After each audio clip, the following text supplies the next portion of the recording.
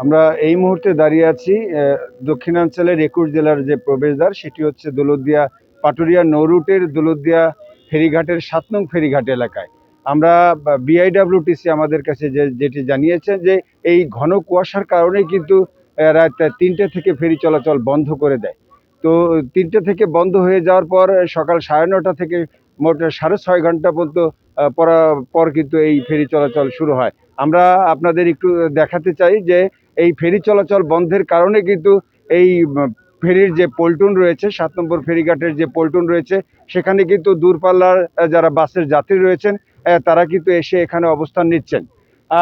বিআইডব্লিউটিসির কর্তৃপক্ষ আমাদের যেটা বলেছে যে এই ঘন কুয়াশার তীব্রতা এতই পরিমাণ ছিল যে আমাদের রাত ৩টে থেকে ফেরি চলাচল বন্ধ করে দিতে হয়। যখন এই ঘন কুয়াশার পরিমাণটা কেটে যায় তখন সকাল ৯:৩০ অর্থাৎ ৬.৫ ঘন্টা পর কিন্তু এই দৌলতদিয়া পাটুরিয়া নৌরুটের যে দৌলতদিয়া প্রান্তের যে ফেরিঘাট সেই ফেরিঘাটে ফেরি চলাচল শুরু করা হয়েছে। এইখানে মোট ১৫টি ফেরি চলাচল করছে এবং ৩টি ফেরিঘাট চালু রয়েছে। তো এই ছিল আমার কাছে সর্বশেষ।